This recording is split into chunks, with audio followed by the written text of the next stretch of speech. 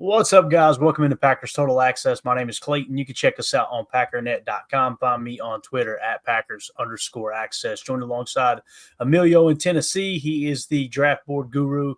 Tonight, we've got Rusty Cheeks Hurts, live from the Oval Office, and Jacob in Wisconsin. And, of course, we got the mayor of Green Bay, Mr. Jaden Higgins fan club president on the side there, Tim, in Green Bay. So how we doing, gents?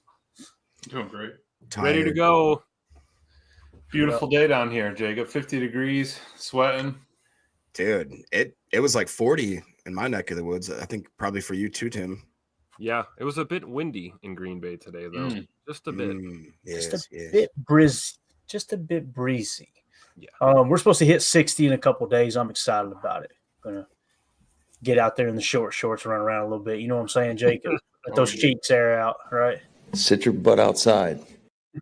I'm glad that wasn't just to be honest. That's what I was waiting for. Anybody got anything they want to open up with? We got a bunch of stuff to cover on Twitter, obviously, with the Senior Bowl and the Shrine Bowl and everything getting kicked off here.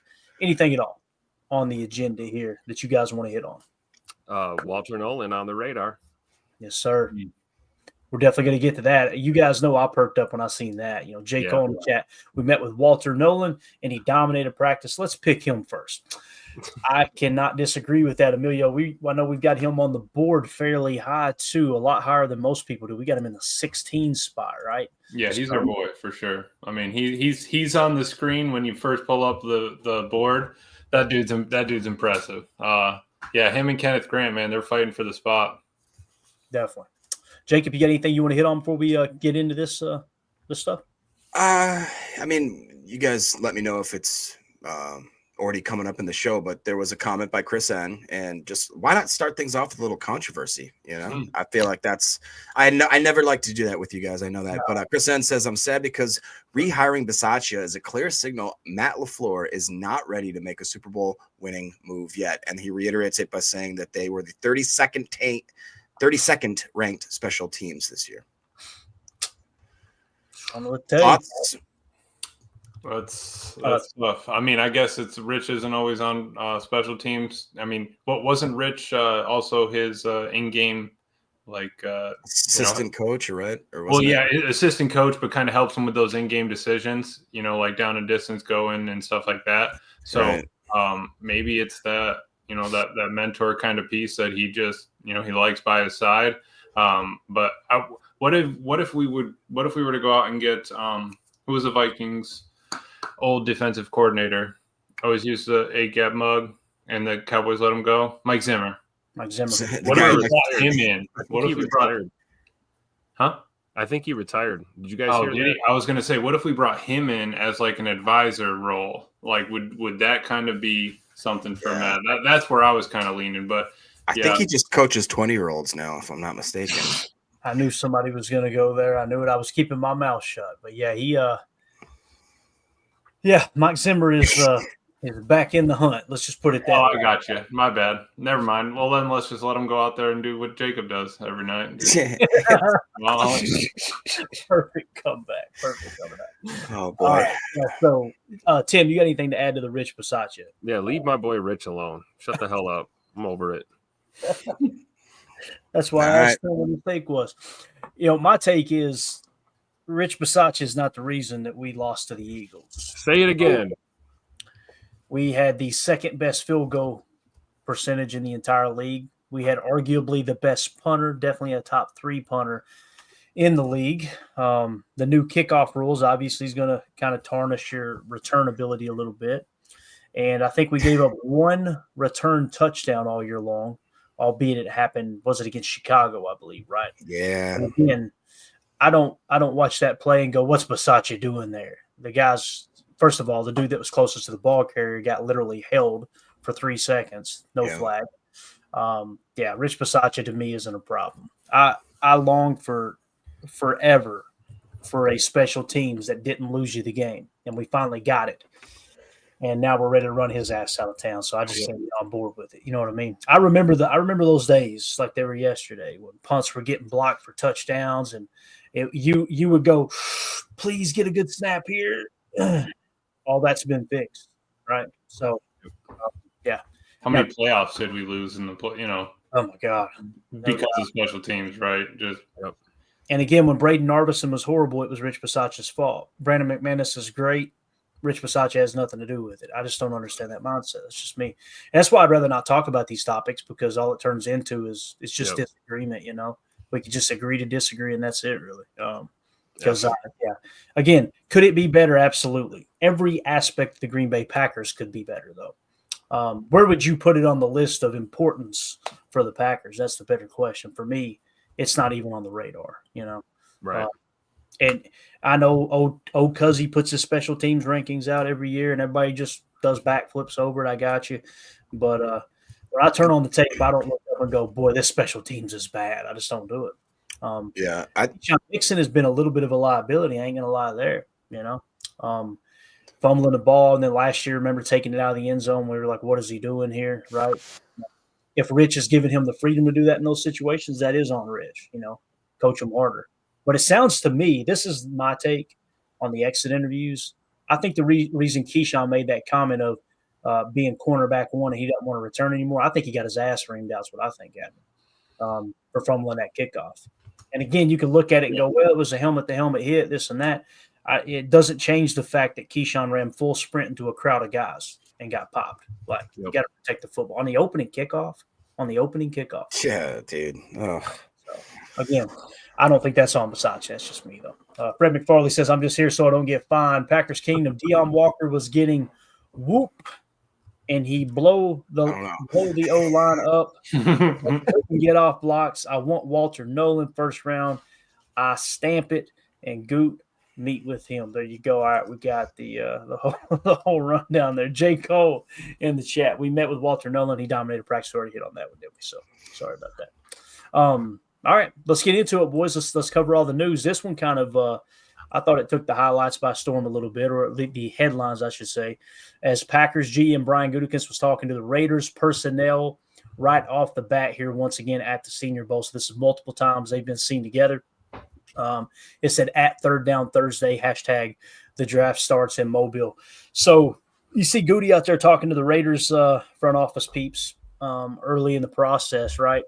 At the Senior Bowl, immediately I know everybody's at least my mind went to Max Crosby, right? Is there any conversations there? Because that started to get a little bit of legs with the fan base. Nothing that I remember seeing from a credible source saying, hey, this may happen. It's just us kind of creating that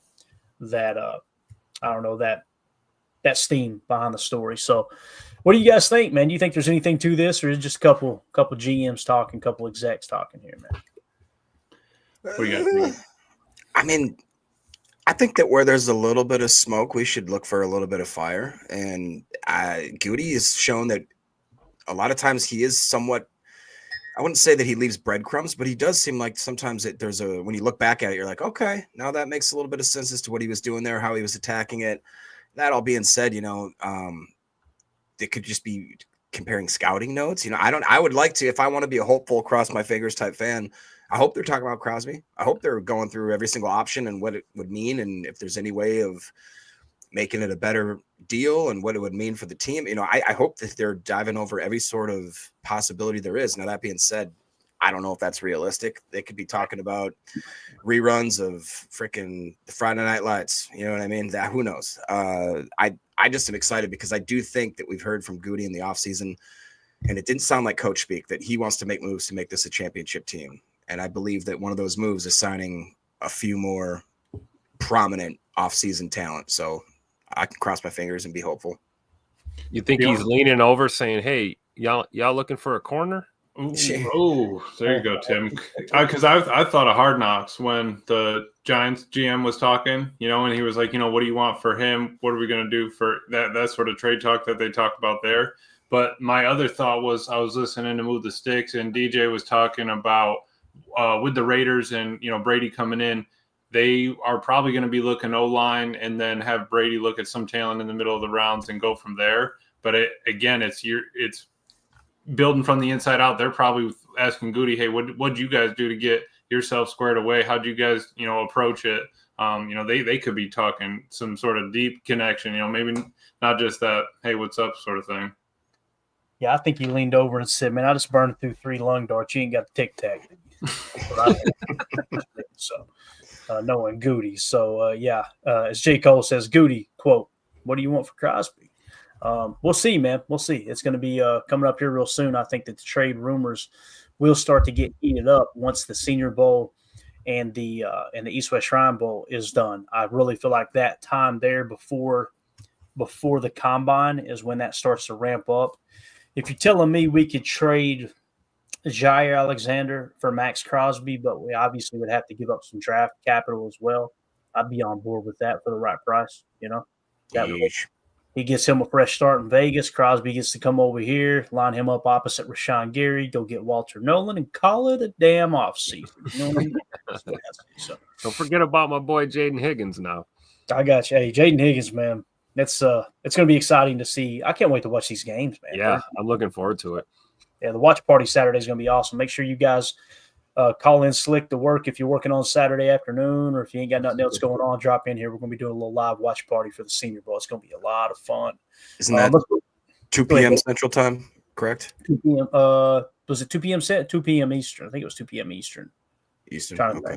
Somewhere around that time, right? I don't know. I'm not a doctor, but we'll get you that information. It's at 1:30 p.m. Central. So 2:30 Eastern. Yeah. So we were all wrong. There you go. All right. So does anybody know how to pronounce his name? Have you done any homework at all, Emilio? I've been calling him Zabel. I called him Zabel. What's his name? Gray? Is it Zabel or Zabel? Zabel was what I was going to say. But Zabel? Yeah, Okay. Zabel. So Gray Zabel has been a dominant during 1v1s. All right. He's doing it at left guard, right guard, and center. Sign him. Stay square, finish on repeat is what Dane Brugler said. So here's a guy that you want to keep an eye on with the versatility, right? We know Goody loves that. Could this be the center of the future? Could it be, boys? There we go. Thank you, Daryl. Appreciate you, buddy. He says Zay Bell. All right, everybody, confirmation there. You guys are awesome. Thank you so much, man. And thank you for watching this crappy show. What do you guys think about that, man? Gray Zabel. I'm going to pull it up here and see if we can figure out where he's at on our board. Emilio, was it you? I can't remember who it was. It was either Tim or Emilio that at some other far away, long time ago show was talking about grip strength with centers and offensive linemen and how that's such a underreported or underutilized stat. Was that one of you guys that brought that up, or am I totally making that up? I'm not intelligent enough to think about that, so it might have been Emilio. I was thinking you might have heard it at work. Well, did you hear it at the office? Well, you got to grip that pole, baby. But there is some sort of connection there with grip strength and the amount of just pure force that takes, and it makes sense when you think about it. I mean, those offensive linemen, they're not trying to grab. Oh, don't do the countdown, Fred. Come on. But there's something to be said with that, with how much those guys have to grab and move people out of position, in position, the stay square, the finish on repeat. I mean, this is Zabel, dude. If you could play all three of those positions, and if you're dominant at even one or two, I mean, that just to me sounds like Goody's what dream. I mean, he's probably just imagining what it would be like to have a guy that's interchangeable. We talked about it all offseason. What are our biggest needs on the offensive line? Center and guard. Well, if you got a guy that can play all three positions on the interior line, sign me up. I like that chicken. Yeah, and Emilio, we got him in the 28 spot, right, man? What do you think about Gray Zabel here? Yeah, I was just thinking, I mean, my boy Glover was crushing it in the Eagles game, but he was kind of thrown into that spot as he practiced tackle all season, right? So yeah, we took Monk, but we didn't have the faith in Monk to put him out there when the time count. We lost Elton, lost Morgan. We had Ryan in there. So you had nobody else to turn to. I think that having another solid center guard, somebody that can move around like that is going to be absolutely huge. I think that's going to be a key this offseason to kind of lock in. He hasn't played center, though, since 2022. I was just going to say, J. Cole that was only played 14 snaps. It's like riding a bike, Tim. Never forget it, A lot of guard in 23, and then, this year was all left tackle, so. That makes him more versatile. But a 90 PFF grade, though. Yeah. There you go. Daryl in the chat. Gray Zabel is very good offensive lineman. His blocking ability is way off the charts. His pass blocking was 100% and run blocking at 97%. I'm assuming he's talking about practice. can. Yes, he can. So again, we've got him currently in the 28 spot for us, boys. He will be on the board most likely when we pick, if things don't shuffle around too much, right? And the consensus big board has him at 74. This is obviously pre-Senior Bowl, pre-Shrine Week, all that stuff. PFF big board had him at 39. He was the 5th highest graded tackle in 24. He was the 24th highest graded tackle the year before. And before that, he was 155. So he went from 155 to 24 to 5. I mean, you've seen a dude that's just perfected his craft. And I'm telling you, man, you cannot take this Senior Bowl and these Shrine Bowl updates lightly. Every year, the people that pop, not all of them, but a good chunk of them. I think the Packers drafted, was it 9 Senior Bowl participants? Is that what I heard? I think somebody put that out earlier in the tweet. So, yeah, for sure. Yeah. All right, moving along here. We'll probably hear some of these names 2 or 3 times, okay? But let's talk a little bit about wide receiver. This is an undersized receiver in Xavier Restrepo. And it says, it's taken me all of 15 minutes to decide Xavier Restrepo is my favorite and possibly the best wide receiver out here today. #Senior Bowl. That came from Jeff Nowak or Nowak. At Jeff_NOWAK. Go get him a follow. He's obviously got some great footage from Senior Bowl here this year. What do you guys think? When you're talking receiver, again, he's undersized. Some people had him at 5'9", others had him at 5'10". I'm not sure where the actual measurements were, but don't be surprised if Goody pops up 2nd, 3rd, 4th round, somewhere around there and takes a wide receiver. And obviously, as Tim's name suggests here, we want Jaden Higgins. So, I don't need another slot guy, I was going to say he's predominantly a slot, right? You can line him up in the X, send him deep. You kidding me? No, yeah, he's probably a slot guy, I'm sure. Let's see if we can find Restrepo here. As if you want to add anything else to that, boys, go ahead. I'll see if I can find him. I just think he's a little small, speedy dude for sure. Looks like he can get separation on single coverage routes, but I don't know if that's what our offense needs. I think we still need kind of a big, speedy threat just in case. Yeah, and we've got him in the 49 spot is where we have him on our board. In 23, he was the 21st highest graded wide receiver out of Miami. In 24, he dropped to 37, still pretty solid though. The PFF big board has him at 52. The consensus big board has him at 73. We've got him at 49. So I'm sure it'd have to make a lot of sense, right? Yeah, Coach Lynn says we need one more guy like this and another to help read in these type of routes. We need a big wide receiver also. So in terms of our needs, I've just got us needing one wide receiver just because the depth that we have. But every time we say that, the first thing that pops in my mind are the drops, right? I pulled up his percentiles among wide receivers real quick on PFF. Slot yards, 1,038. He's 3rd in entire college football. Dang. All right. There you go. Keep an eye on him. I could see him run a little jet sweep and freeing up Jaden Reed to do something different, right? Was that a dig? Maybe. Keep it moving here. All right. So again, that is Xavier Restrepo out of Miami, sitting in the 49 spot on our board currently. All right. Up next, we got Walter Nolan. All right.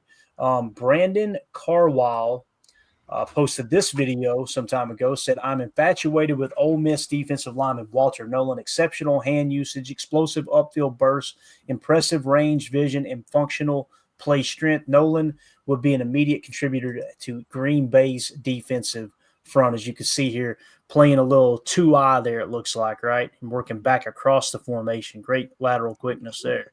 And you can see, man, his hands, he uses his hands really, really well, man. There's no doubt about that. Yeah. Well, you can just work down the line like that. Sorry, I got stuck watching him. Right. And again, yeah, just right here, kind of playing a little 2-eye. Here we are now. He started in a 1-tech and kicked over to the 3, right? Got held, still got pressure on the quarterback there. That was against Florida, looks like. So anything you guys want to add? There's a 1-tech rep, right? Double team, working laterally. Great job. Was Walter one of those guys that, if I'm remembering correctly, predominantly 3-tech, but did have some 1-tech A-gap, like maybe like 50 to 100 snaps there? Does he have that power capability to do that if we needed him to? Let me check real quick. 19 A-gap snaps. That was it? Okay. Yeah, 432 B-gap. Yeah. And then 100 over the tackle. Yeah. Now, let's see. Yeah. Over the tackle and B gap. So he's more of a 4, anywhere from a 5 to a 3 tech predominantly. Now, the year before, he played outside the tackle 110 snaps, playing that 5, that 6, that 9, 7 to a 9 top tech. So he's definitely kicked inside more here lately. And when I say inside, I mean, 3 tech, Jacob, to answer your question. I don't see a whole lot of A gap potential, but man, his stuff's off the charts here. Run defense grade 91.6, pass rush win rate 10.9%, run stop rate 11.9%, true pass set pass rush grade of 80.8, and a pass rush grade of 75.0. All of those almost completely maxed out on the chart here. So Walter Nolan's my dude, man. From the get-go, it kind of felt like he was that guy for me. And the longer we get into the process here, man, it seems like it just continues to hold true. So he could be that 3 tech we're looking for, man. He's right there, right? 6'3", 300 pounds or something like that. 21 years old. Measurables look good. I mean, if you're going to take a swing at a D tackle, man, this might be your guy, right? Yeah. And here's the defensive lineman on our draft board as it sits right now. We got Mason Graham as the top prospect in the entire draft. All right. And this is interior defensive line. So Mason Graham 1. Kenneth Grant is 2nd. He's in the 15 spot, but right behind him is Walter. No matter of fact, Emilio, they had the same exact grade.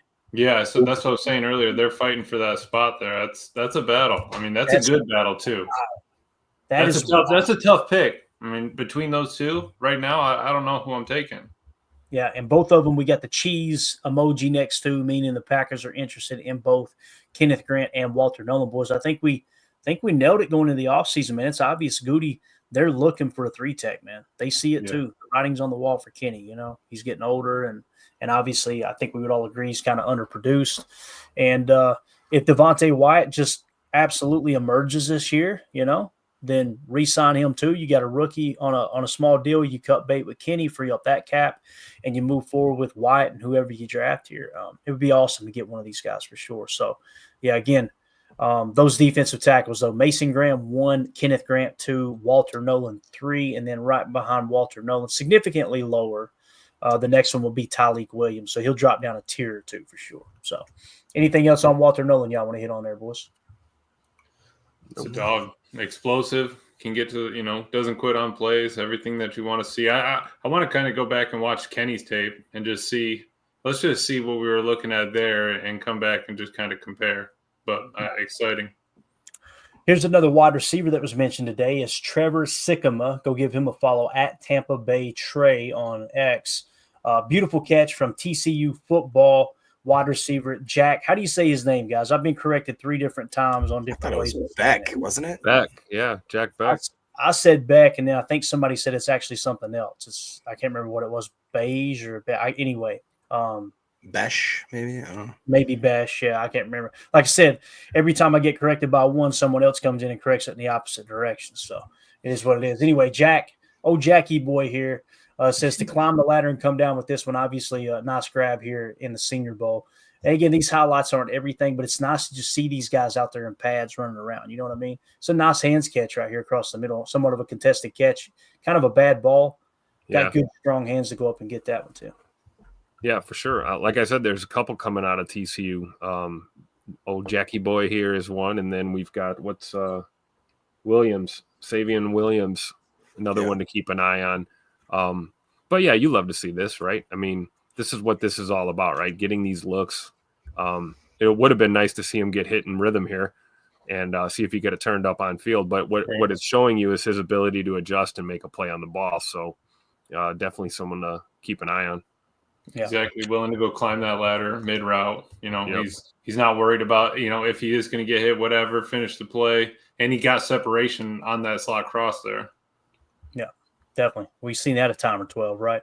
Trying to find him here on our big board. Any idea where he's at? Do you have the big board? Here he is. I never mind. I found him. 81st is where he's at on our board. Okay. So he was the 35th highest graded wide receiver in 24. The PFF big board had him at 56, and the consensus big board had him all the way down to 136. And as Fred McFarley says here, Besh, it's like when you crack open a Bush beer. All right. Bush. those Bush lattes. So it's Besh, evidently. So there we go. We'll add that to the.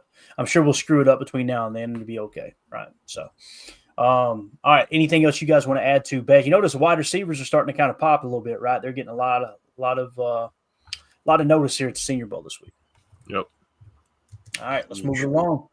Next, we got our boy Mike Green. We've talked a lot about him this offseason. Brian Baldinger put this tweet out and said, Mike Green running the hoop. Love this prospect. Hello from Mobile, Baldy's breakdowns. And obviously he's probably got some audio to go with it, but I'm afraid there's going to be language. But you see Mike Green, man, he's one of those dudes that, I don't know, man. He kind of popped to us early when we put our list together initially. I was like, man, this dude right here seems like he is very, very underrated. He's currently our fourth best edge defender, and he's sitting in the 17 spot out of Marshall. So, what do you guys think about Mike Green here, boys? He's 100% pure pass rush, man. That's what this dude is. It's like shot out of a cannon. And we talked about where we need to shore things up, and pressure on those quarterbacks. That pass rush is definitely one area of concern. And I like Mike Green, man. I don't know, smaller school, but I think you might be right, Clay. He might be a little bit underrated. Yeah, definitely. Performing at a smaller school, I think he if you have the bend, you have the bend. You know what I mean? It's not like he needs to overpower the dude or anything like that. I think it's kind of a different look. When we were looking at Quinyon Mitchell, you're covering dudes, right? But can you go and cover somebody better than you? Can you go and cover some SEC talent? Sure. I think that Mike can kind of do the same. Got it. All right. Anything else you guys want to add? Jacob, anything you want to add to Mike Green here? Yes. I mean, I think he's one of those prospects where I don't see him Goody trading up for him. So if he were to fall into our lap at like a 23-ish position, that'd be awesome.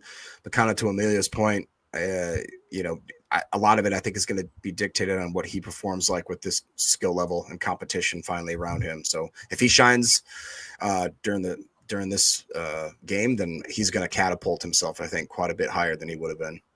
Yeah, it's crazy because he's right now on the PFF's big board. He's 11th, which is just unbelievable, right? Yeah. Pass rush. To Greg's point, his pass rush grade was a 91.4. His run defense grade was a 90.2. Jeez. True pass set was a 90.9. He pass rush win rate 20%, run stop rate 9%. I mean, and you want to see him do that, right? Against that kind of talent, you want to see him excel. But yeah, it's exciting stuff. Yeah, as Greg Rice was asking, for those of you who can't see the question, he says, can he stop the run or only rush the passer? According to PFF, he does it all. So Mike Green looks like one of those prospects that, again, there's like 3 or 4 every year that we go, boy, you expect them to go kind of early, right? Earlier than they're looking at, on the consensus big board anyway. We got a little bit of somewhat of news here. I've seen it marked in here before we move on to the next prospect. So Turtle says, so the Olave trade rumors might be true. Here's what I just pulled up on Twitter. ML Football breaking news 3 hours ago. The New York Jets are the strong favorites to trade for Saints wide receiver Chris Olave. Olave, only 24, is a former all-rookie who played at Ohio State with the New York Jets star Garrett Wilson. The two are very close. So sounds like the Jets might be going to get another receiver, boys. If they go and trade for Olave, right, and that keeps Garrett Wilson in-house, I think they might be moving on from Tay. So Tay may end up in Green Bay. And Tim, if Tay comes to Green Bay, are we still on the Jaden Higgins train, or do you think we? I think it's one or the other. I really do. It would be. Yeah, I think it's one or the other. Give me them all. Because Jaden Higgins would be a guy. If you draft Jaden Higgins, that would be a guy I'd want to see the field. I wouldn't. You want to take a guy like that, and hopefully he's good to go and start playing as a rookie. Like we saw with Christian Watson, like we saw with Romeo Doubs and Jaden Reed, and these guys that came in and were ready to play. Obviously, you get Tay Adams. Tay's your receiver one, right? And we have that identity, and we're gonna feed off of Devontae Adams and let him help kind of mold some of our younger guys. So I don't know if there's a scenario where they're both on the team. And don't ask me who I'd rather have, because my head will explode, and I'll probably have like a stroke just trying to think of who I'd rather have. But I think we have to remember with Tay, it's a 1 to 2 year tops kind of Band-Aid fix kind of thing. Whereas Jaden Higgins could be someone that could be a Packer for the foreseeable future. Right. Definitely. Amelia, I wanted to bring this up to Braden Fielding. Thank you so much for mentioning this. I look for wrestling backgrounds for O-linemen. Zach Frazier is a good example from last year. Someone messaged me earlier. I'm trying to think. It might have been Robert on the text line here. And Zach Frazier was killing it this year in the league. I mean, he was like top 10, I think. So I'm trying you gotta have balance when you're wrestling, man. I did it for 10 years, 10 plus. I mean, you're flexible. You got to have balance, and you're by yourself. I mean, you still got the singlet? I knew you were gonna go there. No, did you? Yeah, I probably do. I probably do back home. You guys are out of control.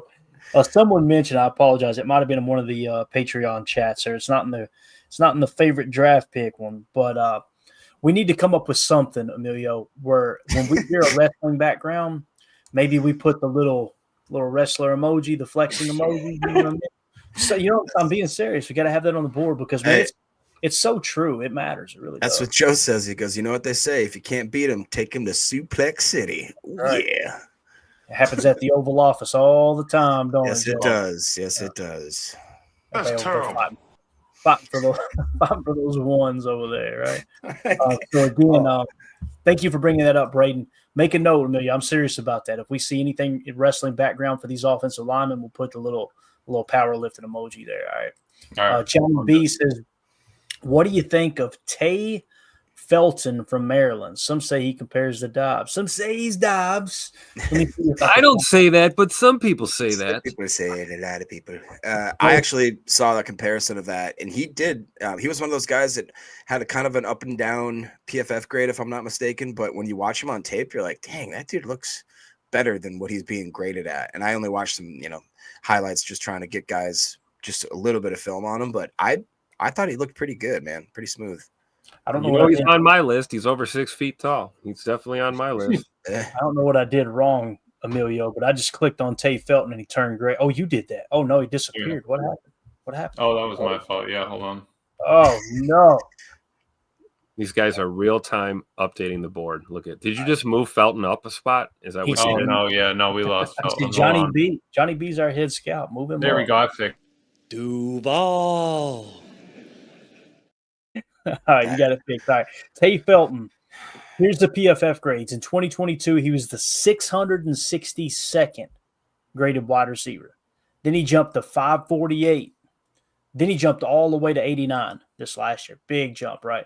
PFF Big Board has him at 173. The Consensus Big Board has him at 93. We have him settling in at 147. So that's where we got him at. Interesting. Thank you for bringing that up there, Johnny B. Appreciate the recommendation there. Professor Cakes, I can't wait to see Mark Boyd next year. Me too, man. Me too.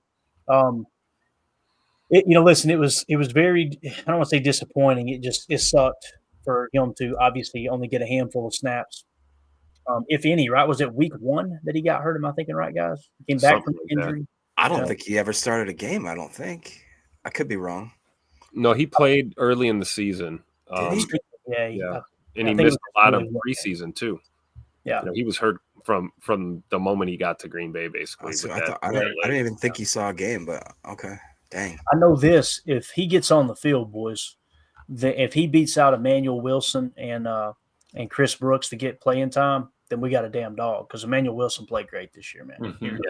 Yeah, that's exciting. Thick. Joe says, take the best available wide receiver, low and drops. I don't care who. There you go. All right. So get the catch rate meter out for us on that. Joe said, how about these hands? Coach Lynn said, would you rather have Mike Green and James Pierce Jr.? I think he meant or James Pierce Jr. Yeah. Mike Green. Let's look here. I don't know, Tim. I don't Pierce know. Jr. is pretty good. And he's playing against some actual talent. So, James Pierce Jr. Some people say Mike Green might be underrated. Some people say it. I'll tell you this, man. I'm one of those people. It's me. Close. We've got James Pierce Jr. in the 13 spot, right, Emilio? And then we got Mike Green in the 17 spot. So when you look at the grade itself, if the draft started today, they would be in the same tier, but James Pierce Jr. would have a slightly better grade. So if you consider that a cluster, seeing that they're in the same tier, what would the cluster buster be, boys? What do you think it would be? Would it be age? Would it be size, measurables, that type of thing? Maybe RAS, let it be the tiebreaker, the cluster buster. Strength Amelia, what was competition. what's that? Yeah, competition. That's a good one, right? That's probably where I was going to lean to. Just looking at after Jacobs, or I was looking at it as Jacob said it. James Pierce in 23, his PFF grade was 12. Mike Green was also around 12 for his. I think that just because they were in the same thing. PFF 24, James Pierce 28, Mike Green 2. I mean, they are almost identical. The only thing that seems different, besides we dive into height and weight, is that the school really. But I honestly, I really did like James Pierce a lot, so I probably would lean towards him if that was our option. Yeah, I think I agree, man. Everything on the board suggests James Pierce is slightly better, right? He played better competition. To the best of my knowledge, they're both healthy, right? And honestly, it may come down to a situation like we got James Pierce in the 13 spot. We got Jack Sawyer in the 14 spot. Then we got Mike Green in the 17 spot. Then literally 2 spots later at 19, you got Princely. What's his name? Umanamelen? How do you say that one, Amelia? He's still in the 19 spot. Princely Umanmeli. I don't know. That's a tough. Who? That sounded like one of those hybrid gummies there, didn't it? The way that came Man. Yeah, so what the point is, if you're picking at 23 and all 4 of those are there, trade back, boys. You know what I mean? Rather than say, this guy we'd like slightly better, why not pick up a couple picks and then take the one who remains, right, with the highest grade. So Prince says, Pierce is 245 pounds, can he be an every down defensive end in 4-3? That's a great question. A great question there. Great question. That matters, right? So if he did truly weigh in at 245, boys, that's the opposite of thick, right, Coach Half? So Mike Green, obviously, what's his weight? Did anybody got that? Let me look. His weight is 248, 6'4", 248. Do we have an age on him? How old is he? Because I know Pierce is 21. Here's a guy old enough to party. It says redshirt sophomore, don't it? So there's no age. It's still that COVID. I think this is the last year all that COVID stuff. So I don't know if he kind of lost it or gained it or. Don't you? There will be no Fauci slander on this program. But James Pierce, though, if you're worried about him being thin, I mean, Mike Green is only 5 pounds heavier, right? I mean, run James Pierce over to Culver's twice a week and you're good to go. You know what I mean? You'll be just fine. So let's see what else we got in here real quick. Appreciate the question there, Coach Lane. That's a great question. Daryl says Ricky White the third, 6'1", 190. And Tim, yes. Tell him, Daryl. Tell him. Number Daryl brought up on my list. He's number 11. What about this guy, Tim? Where's he? Pat Bryant, sleeper from Illinois. I do. When you look Pat at him, Bryant. I was really impressed with this guy and thought maybe we could. I haven't heard many people talking about him. Yeah, Pat Bryant's on my short list too, but Ricky White is on here. Number 11 with a bullet, baby. Don't sleep on him. UNLV. Yeah. But yeah, Pat Bryant is another one, and these are the guys that I'm in love with the tall guys. Yes, I love tall guys that play receiver. That's a clip. 6'3", 200. 6'3", 200, big body. I've heard we want Devontae back. We want to trade for DK Metcalf. There is an option. We could draft the next stud big body receiver. Obviously, Megatrons don't come around very often, but there is a big crop of receiver talent in this draft, well over 6 feet, good hands, and the ability to stretch the field. So we got to take that into consideration. So I definitely got those guys on the radar for sure. We got Pat Bryant sitting at 114 right now. And 2024, he was the 24th highest graded receiver when we took down the grades. Since his big board has him at 145. Go ahead with the next one. Do we have Ricky White on our board? Let me look real quick. Let me do that, and then we'll move on to this next one here. Ricky White. He's about 6'1". He's not quite, doesn't have quite the size, but I would really like Ricky White as well when I looked at his stuff. Would he have been there? Any crossover with Dobbs in UNLV? Ooh, I don't know. Great question. 2022. That'd be cool. Wow, Ricky White, his second 1,000-yard season, he had 1,400 yards in 23, 1,032 in 24. Yeah. Who was Plays the a other little slot, a little bit wide, looks like kind of a versatile receiver. Who was the other wide receiver we were just talking about? Was it Pat Bryant? Pat Bryant. We got Pat Bryant at 114. We got Ricky White at 106. Oh, Yeah, interesting. a bit better there. 23 in 2023, Ricky White was the 6th highest graded wide receiver in all of college football. So Okay. keep that in mind. All right, now we got a D. Anderson, right? Wide receiver. I love that we're looking up all these receivers, and we're not going to take one. That's the way it's Definitely not in the first 4 rounds. Probably we won't see a receiver. According to the search bar, D. Anderson is not on the board yet. So let me write. Oh, great. Yeah, I was gonna say I hadn't heard these 2 names. So Emilio, get ready, buddy. Got more work. Thornton might be. Daryl said, "You ain't heard these names because I just made them up, boys. Good luck finding them." Hey, Daryl also is dropping a little nice nugget here. He says Ricky White III was Jaden Reed's former teammate at MSU. So there's a little bit of love there. Let's go.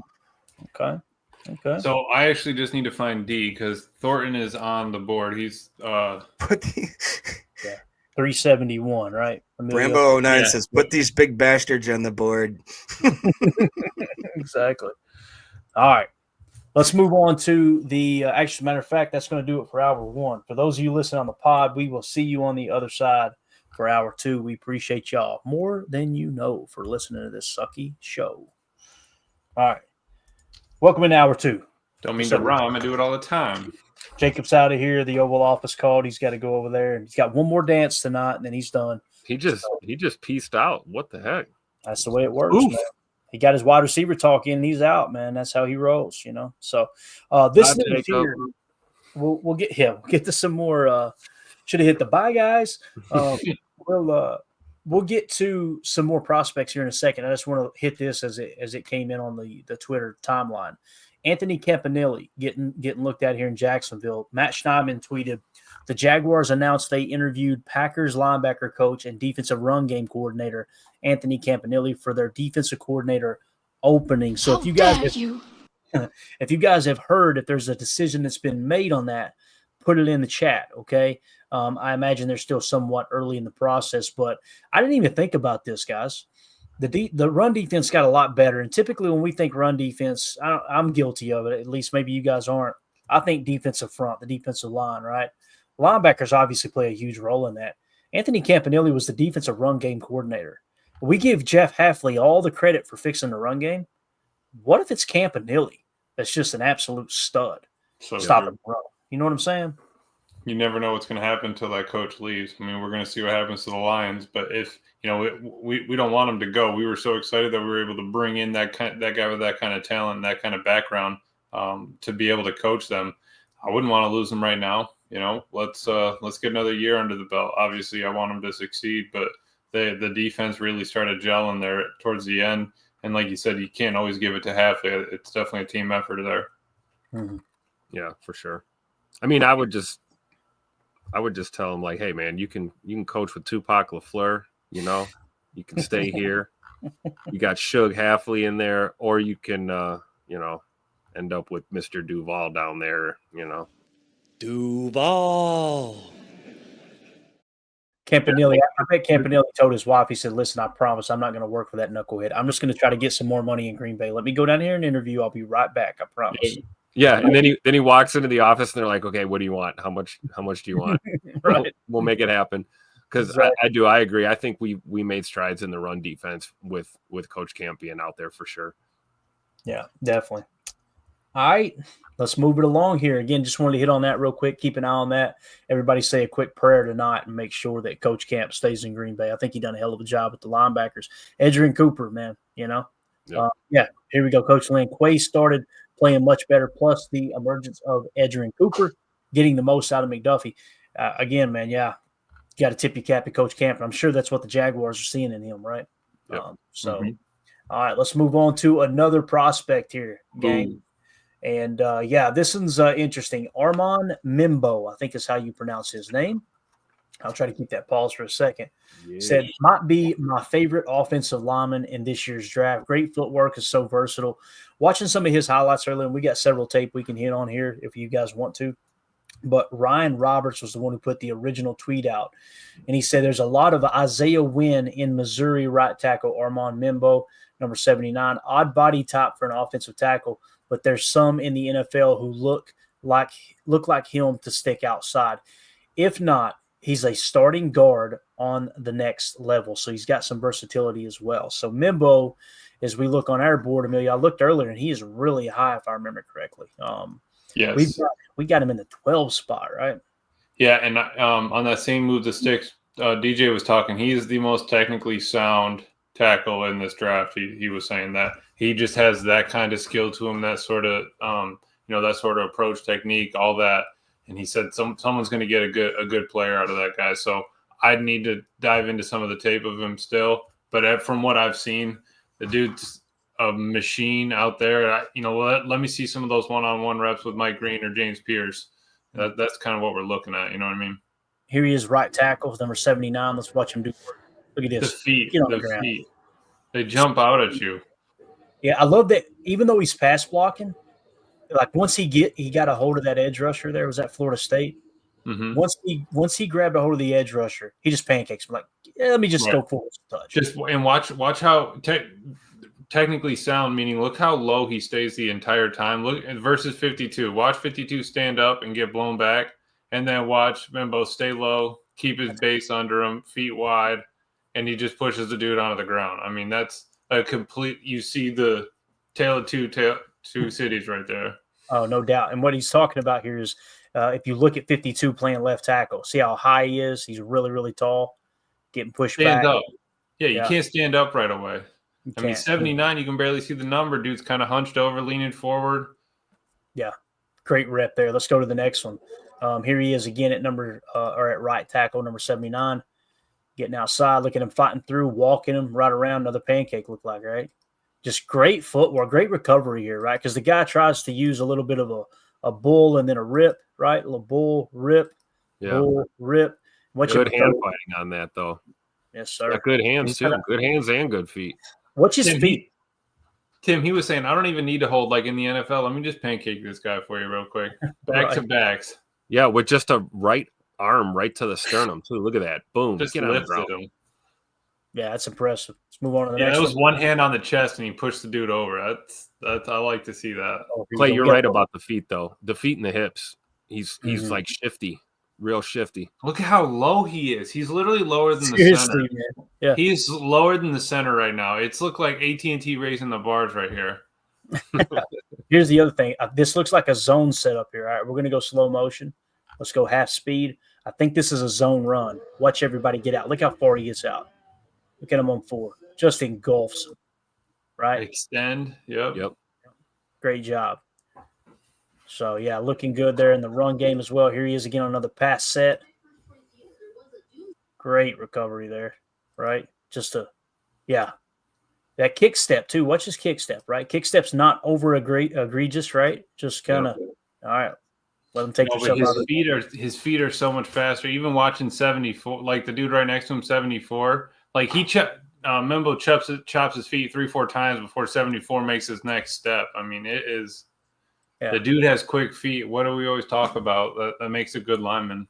Yeah, oh, absolutely. It's the most important thing. It really is.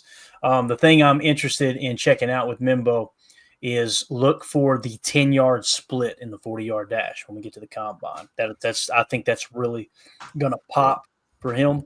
And here's what's crazy is if it doesn't pop, the tape disagrees, right?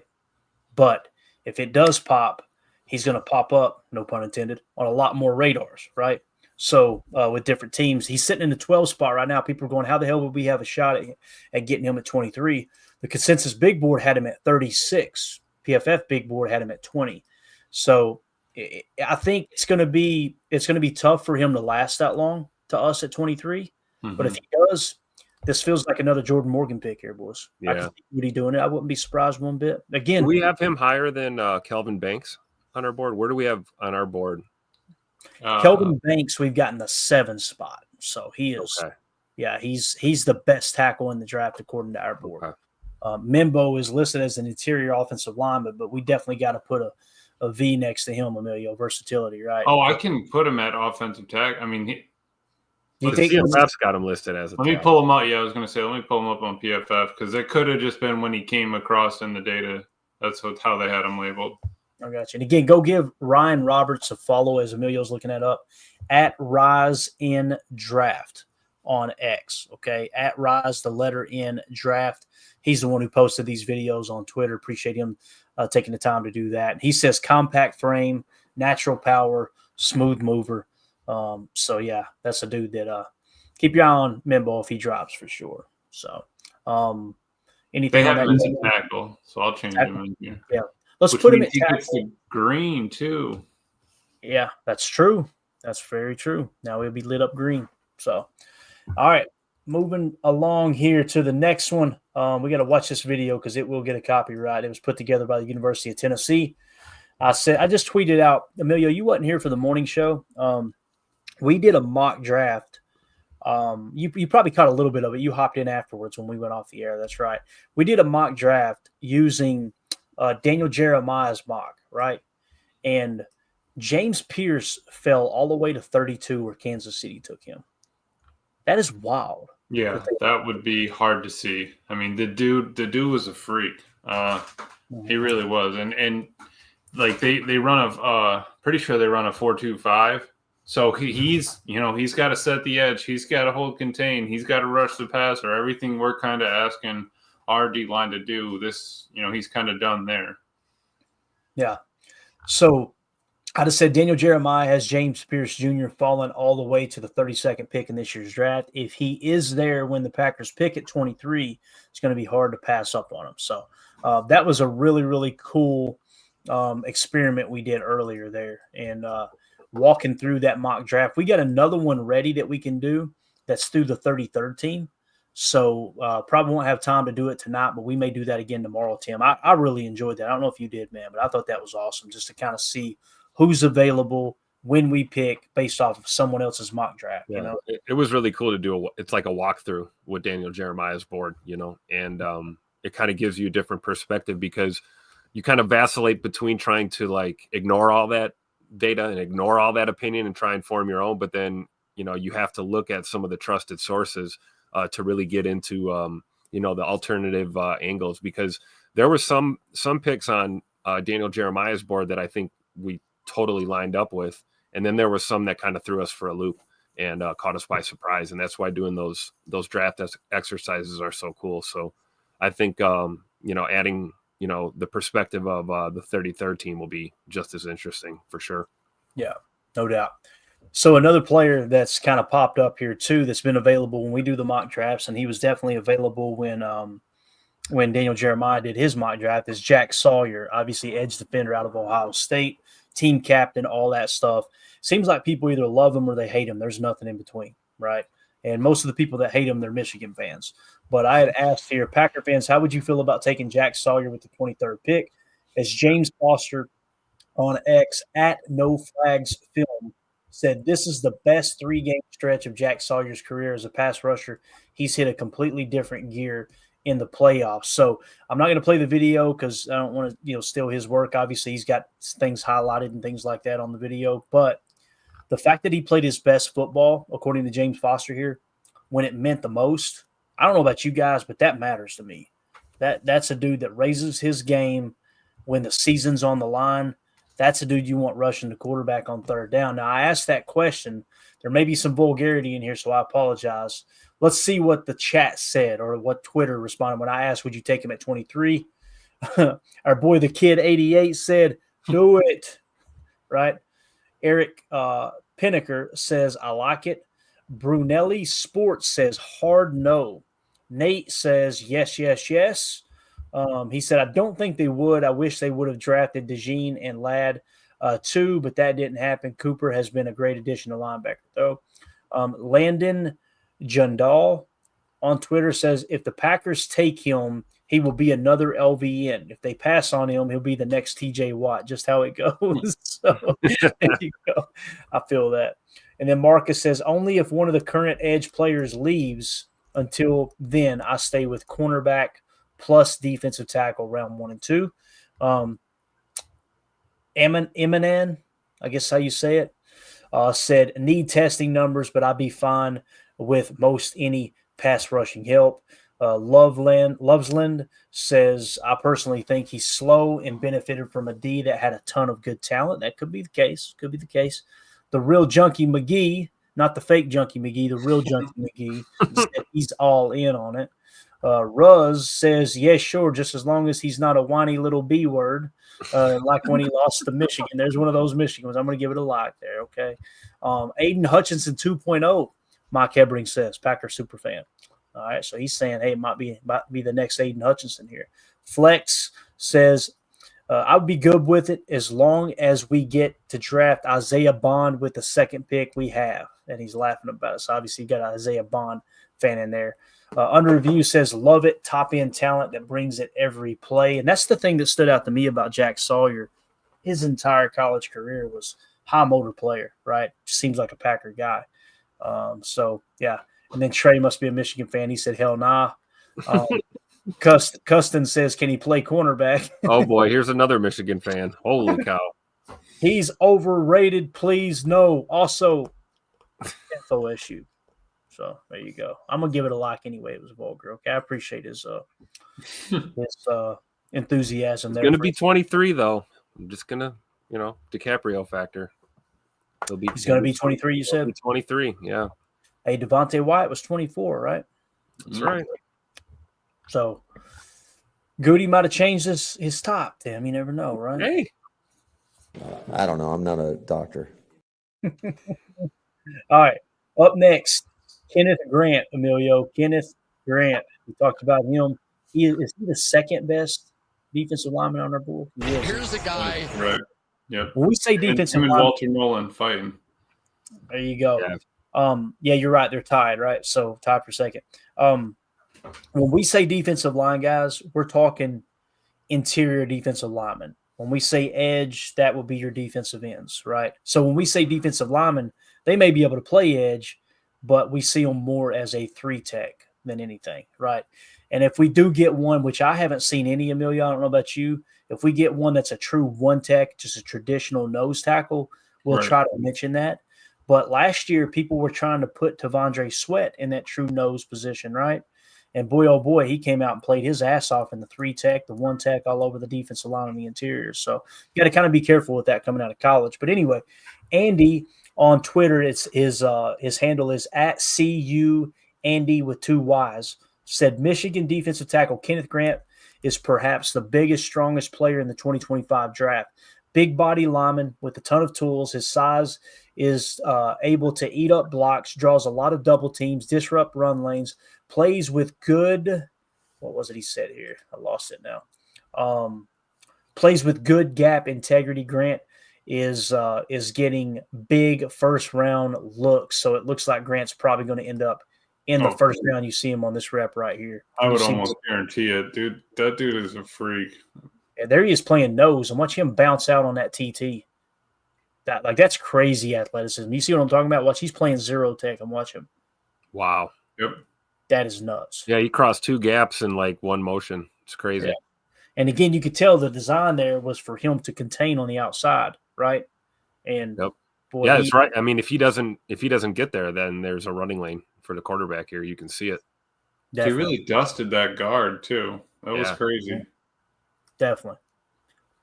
So just a nice little piece of film there from Kenneth. And you know what I like is seeing that after we know that he was next to Mason Graham. So I want to see that he can get past people, has that explosion, all that. And I mean, he is quick, and he was the under guy on the loop. So he's the one that's not even supposed to be making it there. He's supposed to be, that's right, just trying to fight through and take up a guy. Yep, no doubt. So Kenneth Grant obviously getting some attention there. He's going to be a first-round pick. There's no doubt in my mind. I think Walter Nolan will too, to be honest with you.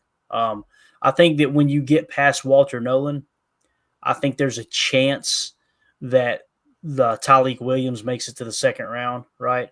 Tyleik Williams, TJ Sanders, Deion Alfred Walker. Derek Harmon, Deion Walker, exactly, Tim. Those dudes probably looking into the second round, I would imagine. So, Yep. all right, here we go. I said Walter Nolan and Mike Green making waves at the Senior Bowl. So again, who sticks out, right? We're talking about all these prospects that are going to be playing in the Senior Bowl, the practice and all that good stuff. On Twitter, at JT Runke, I think I'm saying that right, at JT_RUHNKE. Go give him a follow. Senior Bowl notes, day one. I love these type of tweets right here. Mike Green really impressed me today. He's a little undersized, but man, he can win with his bend. So huge there for Mike Green. Obviously, we already talked about, what was he, 248, I think it was, something like that. So a little bit undersized. This cornerback class here leaves a lot to be desired along with the wide receivers. So his initial takeaway is it's a weaker wide receiver and cornerback class. Deion Walker, Walter Nolan, both are first-round D tackles, big, powerful, and physical. Tim, is this your burner, sir? No, and I just said Deion Walker could possibly fall to the second round. So he's. Don't get me wrong. I'm definitely high on Deion Walker. Obviously just the way he jumps off the film, but like I could see him being someone we could end up getting without having to move mountains. He could be on the board if we don't stick and pick at the first round. And take a guy like a Walter Nolan or something. But I don't know. That's interesting. Yeah. More attention for Deion Walker, man. Yeah, definitely. I'll take it. Yeah, it is. It's really interesting, man. It is. Because you can't coach size, right? Like that's something you've either got or you don't. His wingspan was 7 foot. Emilio, did you hear us talking about that earlier today? Yeah. 7 foot wingspan, bro. Now, hold on. And this isn't my burner because I would never talk about the receiver class like that. That's true. That's very true. So, what do you think, Emilio? I mean, we got Deion Walker. Where do we have him at on our board here? Let's take a quick look. I know he's a little bit lower, if I remember correctly. Yeah. And it's because of the PFF grade, right? I believe so. Yeah, well, he's significantly lower, if I remember correctly. Where is he at? Here we go. Tim, you might want to step away for a second, okay? We've got Deion Walker in the 128 spot. Wow. He said, Sorry, Tim. Sorry. Wow. Listen, we don't make the rules. Now, here's the deal, though. Jayden Reed effect. We had Jayden Reed probably around that same range, right? And people are going, why are you comparing Deion Walker, 6'7", to little Jayden Reed, right? Let me tell you why. Because we had him significantly lower on our board, and Goody surprised everybody. Traded back twice to get him, right? And afterwards, it's like, what did he see in Jayden Reed? Because obviously it popped. He's led the Packers in receiving the last 2 years. He was an instant success in Green Bay, was a contributor right off the bat, which is rare to be a rookie wide receiver and come out and play like that, especially as a second-round pick. Well, it was the year prior to the year he came out, the year prior to his final year in college, he popped, right? Same thing here with Deion Walker. He was the 43rd highest graded defensive tackle in 2023. Right. Well, in 2024, he was 257th. Now, we uncovered this earlier, Emilio, on the show that me and Tim did. Played a lot more one tech this year than he did last year. So really, really just dominated in the 3 tech and was asked to play one, play nose, probably play a little touch spot, a little, hey, let's control 2 gaps right there in the middle type thing. Right. So, yeah. Anything you want to add to that in terms of Deion Walker? No, man. I just, the dude is a physical freak. Like you said, it's probably right up our alley. And just, it's who do we think is going to fit best now moving forward in the 4-3? Previously, we've been drafting for a 3-4, so we're kind of working in a little bit of new territory. But at least we're still looking at, talent and explosiveness and performance and all that. But still, you're asking Hafley, what does he want more and all that? I wouldn't be opposed to Deion at all. Well, Walter Nolan, I think another thing DJ was saying was like, what have the Eagles done every year, even if they don't need it? They've picked somebody for the line, offense or defense. I mean, they're drafting for line no matter what. You're always trying to bolster that, and that's how you just compete. I mean, you can keep competing if you can, field a good line offensively and defensively. Yep. Yeah. That's why Walker's so intriguing, right? He's barely 21. and then he's got the size and the strength Yep. that he's got. And yeah, there's some things that he's put on film that are, you know, a little less than desirable, but I don't think there's anything we've seen there on the negative side that's not, you know, something he can work on or be coached out of, or, you know, get to the next level and, you know, learn new habits and build new skill sets. You got to take a look at a guy like this. I'm not saying you swing for the fences and, you know, move mountains to try and get him, but, you know, the question I keep having is, you know, let's assume Goody sticks and picks in the first round.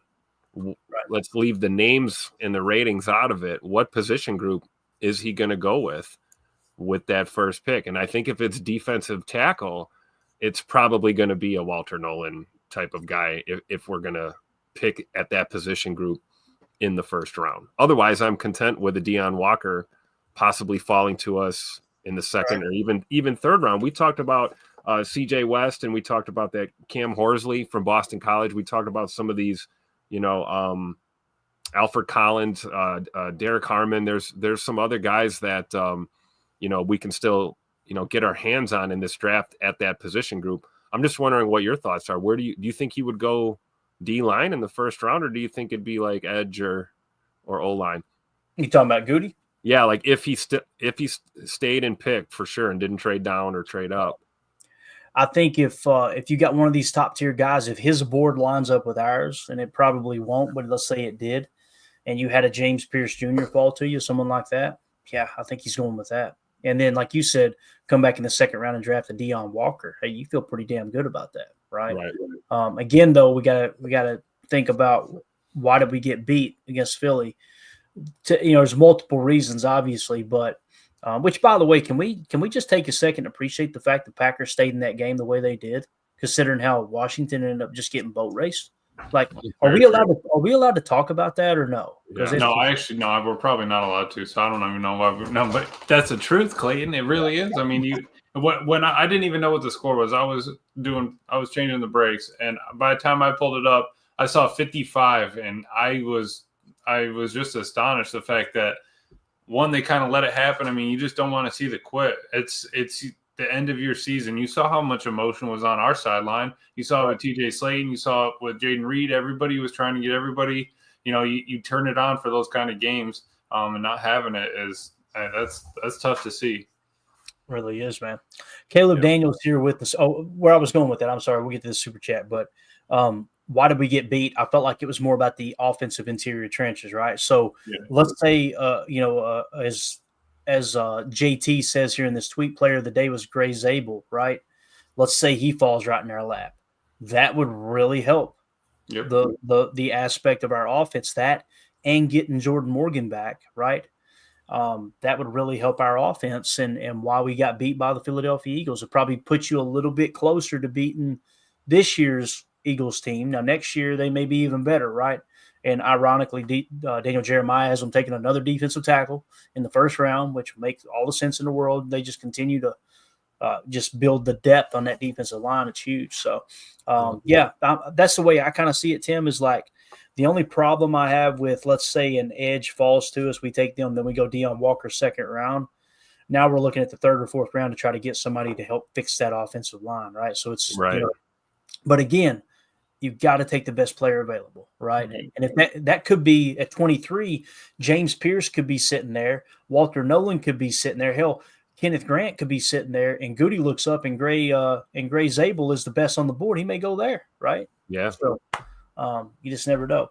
Caleb Daniels with the super chat. Thank you so much, buddy. Sorry for the delay here. He said, thoughts on Ted Ginn Jr.'s NFL career. It's funny that you mentioned that because Ted Ginn, on the surface, I think of Ted Ginn was a great returner, right? I don't know if you guys agree or not. His best years statistically, I just took a quick gander here, from 2015, 2016, and 2017, 739 yards receiving with 10 touchdowns, 752 yards receiving with 4 touchdowns, 787 yards receiving with 4 touchdowns. That's kind of in that Jaden Reed area that we've seen the last 2 years, right? Yep. So you got to take that into consideration. And here's the thing. Ted Ginn was a much better kick returner than Jaden Reed. So I'm sitting over here talking about, I feel like Jaden Reed has played really well. And I know he eclipsed 800 yards this year and missed a couple games in the process. But yeah, Ted Ginn Jr., man, when I think of him here, Caleb, and again, thank you for the super chat.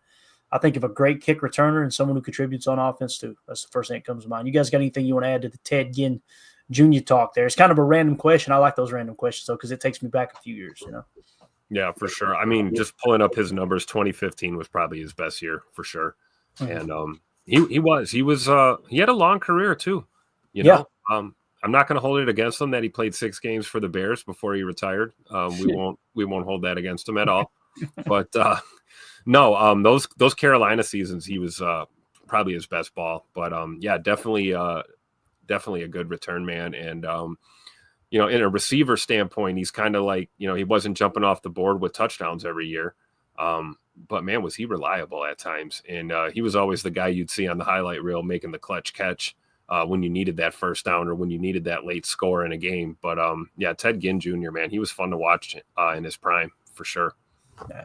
I think I remember him most at his Carolina years when he was kind of really tearing it up. But yeah, he was a speed demon. Return guy would be what I would put him. Kind of remember working the slot a lot. Would always want to try to get him on the team on Madden, Clay. Yeah, that would always be one you'd go for.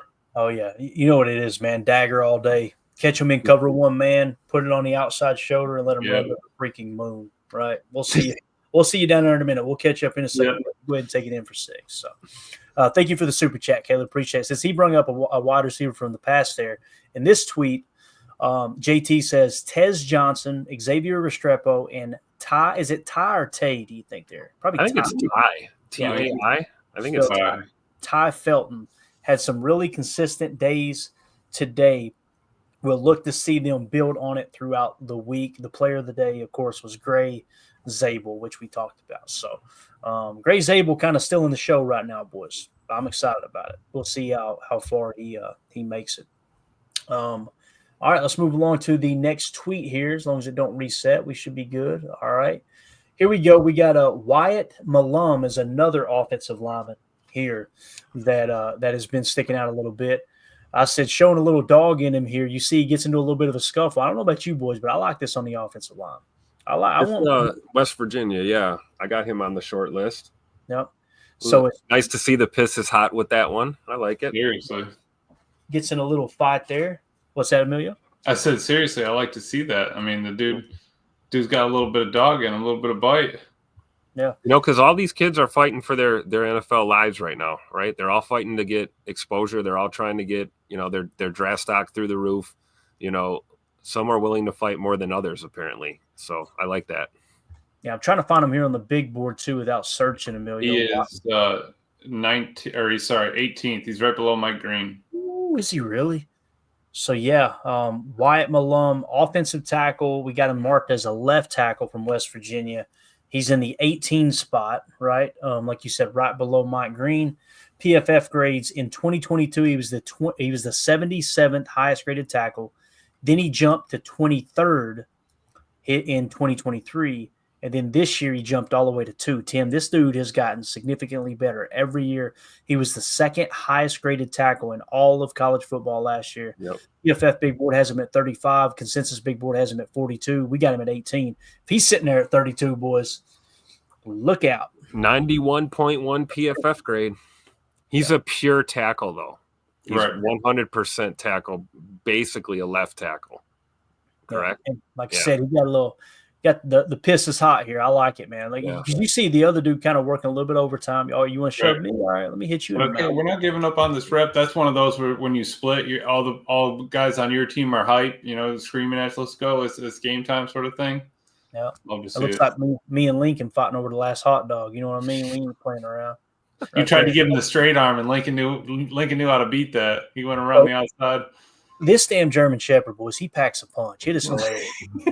He stands up. I taught him tween. I'd say tween, and he'll come between my legs from the back, right? And he'll kind of stand in that position where he's, almost at attention, right? So now he started to go through the other way and let me scratch his back, right? And he's so tall, I've got to lift one leg up. He can't walk between my legs now. He's so tall. But he's obsessed with smacking people. He'll just walk in the room and he'll be all calm. He's the chillest dog. And he'll just knock something out of your head. It's hilarious, man.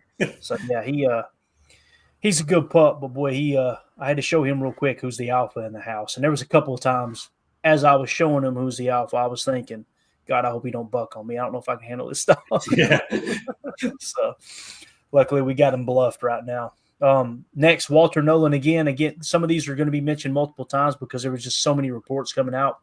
Walter Nolan on the radar as Easton Butler confirmed the Packers met with Ole Miss defensive tackle Walter Nolan at the Senior Bowl. I just wanted to, that's where Give him the cheese. cheese emoji came from. We'll show you guys that before we wrap up. There's two. So there's two in the top 20 so far that Packers have met with.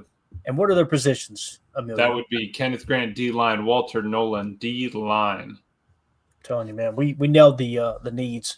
While many people were screaming, edge defender, we need a corner, we got to get a number one wide receiver, we were going, boys, 3-tech, and it looks like Goody's all over it. With that being said, he'll probably take a safety, and we won't even draft a defensive lineman. So usually how that pans out. Up next, you've got here a tape from Trevor Sikkema, who has Gray Zabel here again, and you see him kind of fight. Man, that's a pretty good rep right there. Spin move didn't fool him, right? It says, couldn't have been more impressed with North Dakota State University football offensive lineman Gray Zabel in the Senior Bowl one-on-ones. Here are 3 good reps from him at 3 different positions, center, left guard, and right guard. Strong case for interior offensive lineman 1 in this draft and a top 50 pick. I like seeing that. Yeah, he's a Packer. I like seeing that top 50. We got to watch the music. We'll be here with a copyright. Let's start it over from the beginning here, okay? Let's see where he's at. Is he 77? Is that right? I think you're right. So he's playing center right here on this rep. Oh, yes. Oh, yes, sir. Yes, sir. Love it. All right, now he's playing left guard. All right. Oh, he got out in front of his skis, didn't he, Emilio? Watch. Yeah. And watch him recover. Overplayed it. Well, he played it. Now look at the left foot, how quick. Bang, right back. Right? And some people go, he's holding. No, as long as you're inside like that, you're okay. The dude turned his back to him. He's asking for a hug. I mean, the officials are not going to give you that when a defensive lineman turns their back. That's exactly right. So again, great recovery there. And look at him; he just finally gives up. Good footwork, man. That heel over toe to recover like that. That's huge. Yeah. Now here he is at right guard. All right, kick out, a little inside move.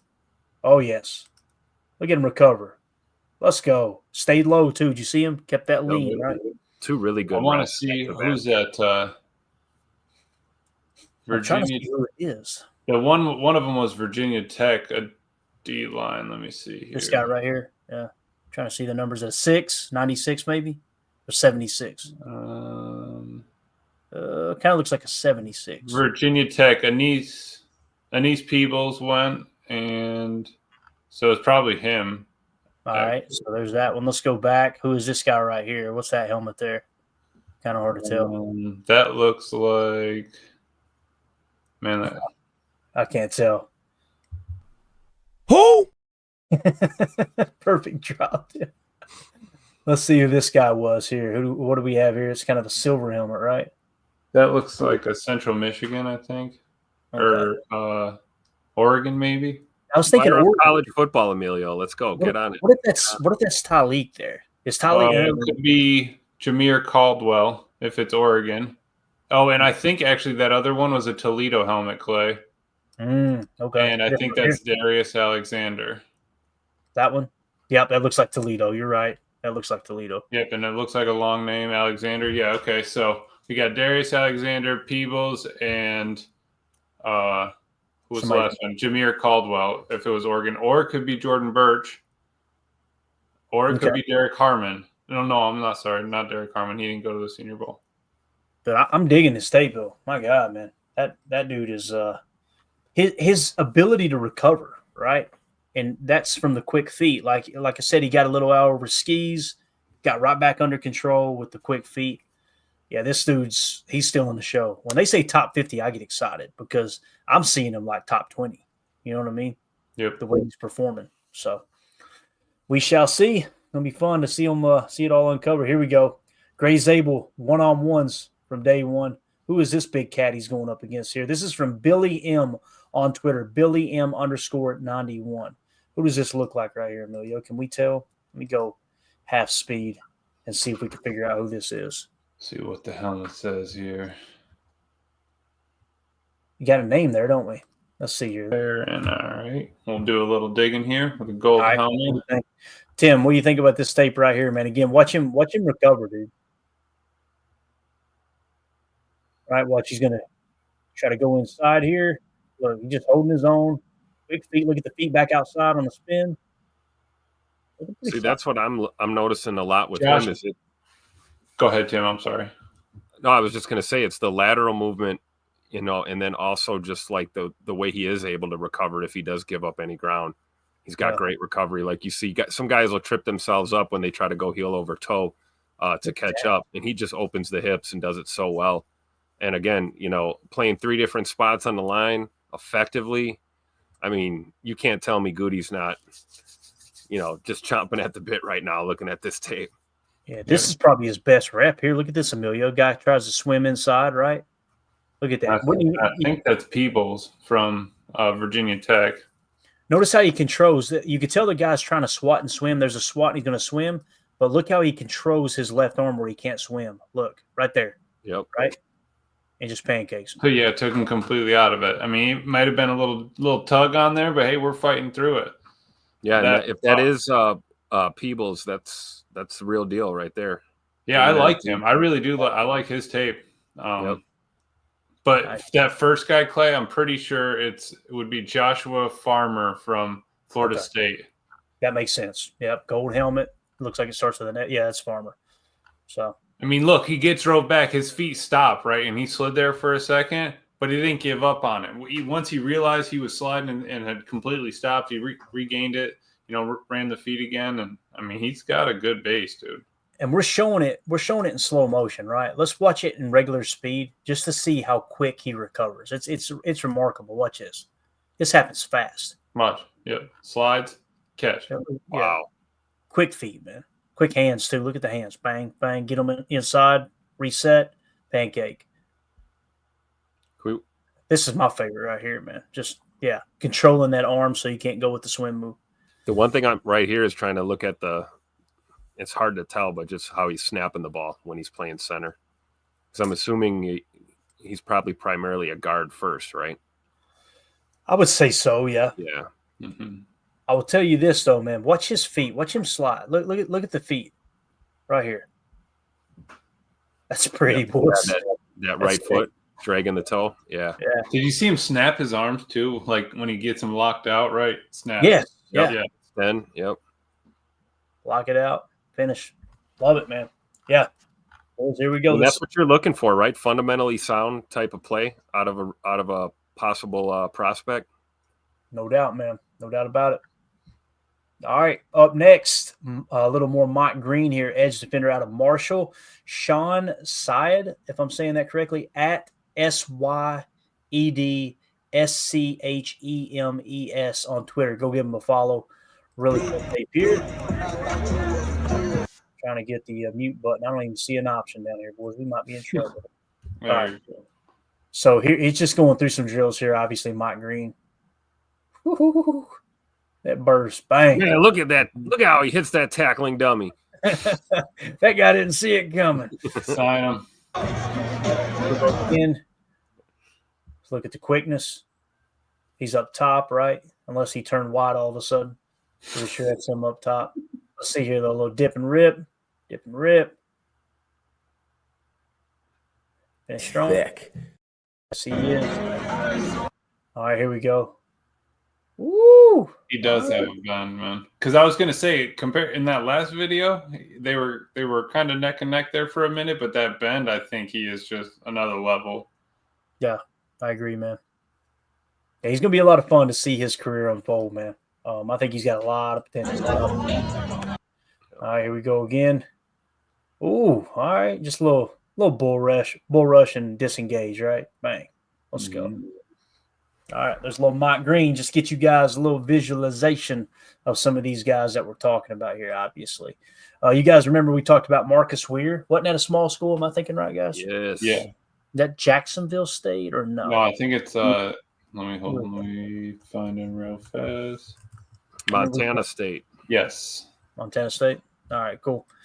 This is NFL Draft Files at NFL_DF on X. Marcus Weir is my favorite day 3 lineman in the draft.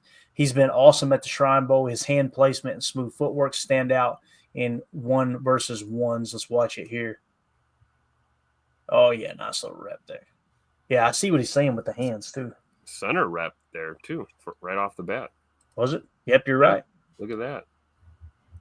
I love that they put these guys to the test like that, man, early.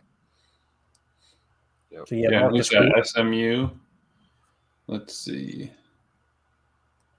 SMU. Yeah, where do we have him on the board? Did we even check? I don't want to mess up what you're doing. I see it resorting here and everything. For who? Weir? Yeah.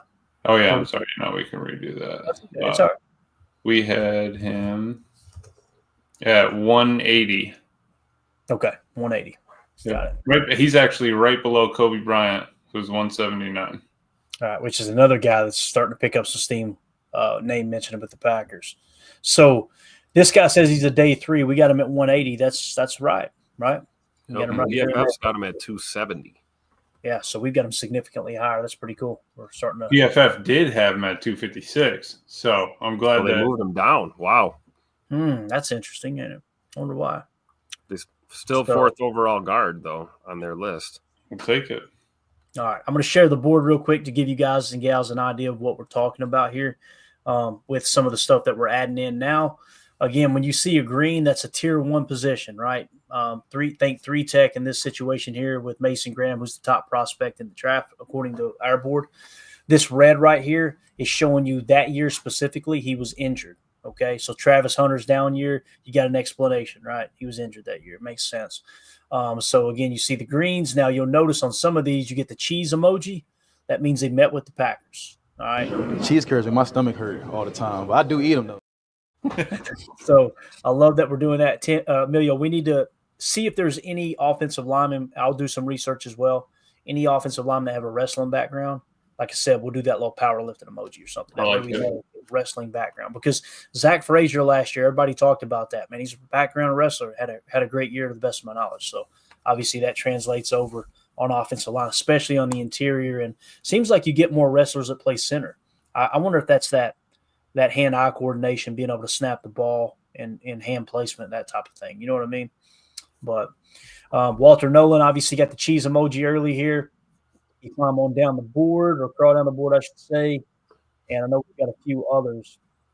So what you got is Walter Nolan and Kenneth Grant are the top prospects that's got, the Packers visited.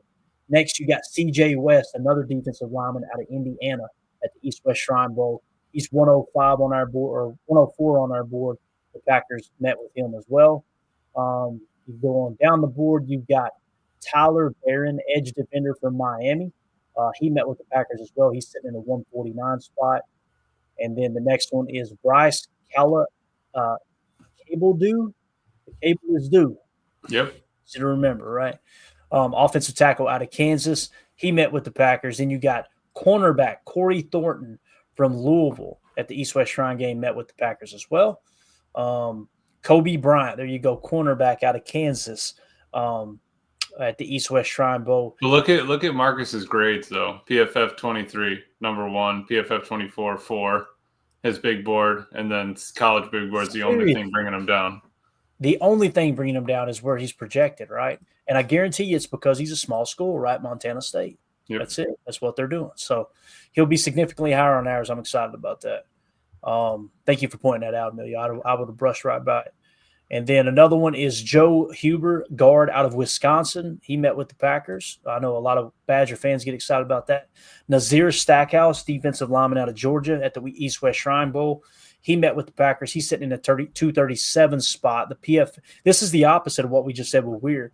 The consensus big board has Nazir Stackhouse at 144, and we've got him at 237, right? Right. Yep. So, again, the grades were cheeks, right? So, got to take it into consideration for sure. Next, you got Cam Horsley, defensive lineman out of Boston College. He met with the Packers. He's sitting in the 262 spot right now. The big thing that's bringing him down, consensus big board had him at 356. Next, you got Elijah Alston, edge defender out of Miami. The Packers met with him. We got him in the 283 spot. Again, the consensus big board bringing him down. He was the 56th highest graded edge defender in all of college football And the last year. TB is the Tropical Bowl when they met with him. Appreciate it. There you go. So we'll keep an eye on that as well. Jordan Phillips, defensive lineman out of Maryland in the 292 spot. Packers met with him. He's 137 on the big board, but his grades were pretty bad there that brung him down on our board to 292. And then I think we got a few more here. Timothy McKay out of NC State. He's in the 310 spot. Consensus big board and every grade other than 24 brung him down. In 2024, however, he was the 93rd highest graded guard in college football. And then I think we got just a couple more here as we wrap up. BJ Adams, cornerback out of UCF. Ryan Fitzgerald, kicker out of Florida State. Did we really meet with a kicker, boys? Yeah, Oh, I'll double boy. check. Tim, me no likey that, Jan. Me no likey that at all. If we fall in love with another rookie kicker and we let McManus go somewhere, Tim, I see the look on your face, sir. I Eef is what he said. All right. just Oh, pay it might not McMoney, be- man. Just pay McMoney. That's it. No, it might not. It might not have been on him. We can take that off there, Clayton. Thank you, Emilio. Emilio, I guarantee you he's over there. He's going, yeah, they did meet with him, but I'm going to put them at ease. I'm just going to pretend like they did. We did meet with a punter though. All right. So we need to take that off, right? Kicker. Yeah, just fix And you it. did. All right. Appreciate you, man. All right. Nick Martin, linebacker out of Oklahoma State. You got Elijah Clark, safety out of Syracuse. And now we're getting way to the bottom of the list, right? Will Shepard out of Colorado, wide receiver. There's a guy. Carson Bruner, linebacker out of Washington. He's in the 411 spot. They met with him. Kane Madrano, we got to get some information in for him, but the consensus big board had him at 447. So there you go. Just a little, like I said, update on the board there. Boys, we went way over. I apologize. Apologize to your lady friends. Please tell them I'm sorry. We'll get out of here. Any parting thoughts as we get ready to wrap up? Yeah. It's the most wonderful time of the year, isn't it, boys? Yeah. It's bowl week, we are getting close. Before you know it, guys will be here in Titletown for the draft. It's going to be awesome. What's it? Less than 90 days or something like that. So it's Right. closing in fast. Mandy's got a ticker counting down. She's so excited, dude. Gee. He loves Green Bay. So it's going to be a blast. But we'll be back in the morning for Good Morning Lambeau. We thank you all for hanging out with us this evening. Tomorrow, what we'll probably do is look at an article from the 33rd team on the 2025 Shrine Bowl and see who their top performers were here early in the week in practice. And then we're going to do a mock draft using the 33rd team's mock draft like we did Daniel Jeremiah's and do it in real time on the stream. Nice. And say, okay, who's best available, what shook out. Like I said, the big storyline for us is we have multiple guys we really, really like that we could have took at 23 over Stewart is who Daniel Jeremiah had them taking edge defender there in Green Bay. But it also kind of gives you an idea like James Pierce falling that far, right? There's just little nuggets you want to make these mental notes of why did he fall that far on Daniel Jeremiah's mock? There's got to be something there, right? Yep. Same thing will happen here with the 33rd team. And I believe it's, if I remember correctly, I'll just give you the name real quick, who did this mock. It was Kyle Krabs. He's the NFL draft lead over at the 33rd team. So we'll dive into that. Boys, thank you for your time. Really appreciate it. Absolutely. All right. Caleb Daniels, thank you for the super chat and the Ted Ginn talk there, man. A little blast from the past. We appreciate you. We'll see you all in the morning for Good Morning Lambeau. Everybody have a great night. And we go. We out. Bye, guys.